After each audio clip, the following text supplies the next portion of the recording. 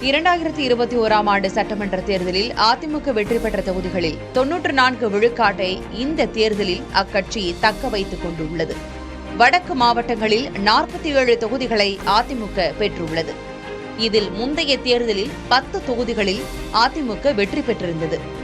இந்த முறை 11 தொகுதிகளை கூட்டணி கட்சிகளுக்கு கொடுத்துள்ளது. அதில் கடந்த முறை அதிமுக ஒரே ஒரு தொகுதியை மட்டுமே வென்றிருந்தது. காவிரி படுகை மாவட்டங்களில் ஏற்கனவே கடந்த தேர்தலில் வென்றிருந்த 4 தொகுதிகள் உட்பட 28 தொகுதிகளில் அதிமுக போட்டியிடுகிறது. கூட்டணி கட்சிகளுக்கு 8 தொகுதிகளை அதிமுக கொடுத்துள்ளது. அதில் அதிமுக வென்ற தொகுதி என்று எதுவும் கிடையாது.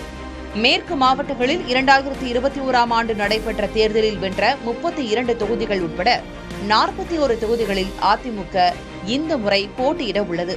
கூட்டணி கட்சிகளுக்கு தங்கள் வசம் ஏற்கனவே இருந்த 3 தொகுதிகள் உட்பட 7 தொகுதிகளை கொடுத்துள்ளது. தென் மாவட்டங்களில் ஏற்கனவே வெற்றி பெற்றிருந்த 16 தொகுதிகள் உட்பட 36 தொகுதிகளில் அதிமுக இந்த முறை போட்டியிடுகிறது.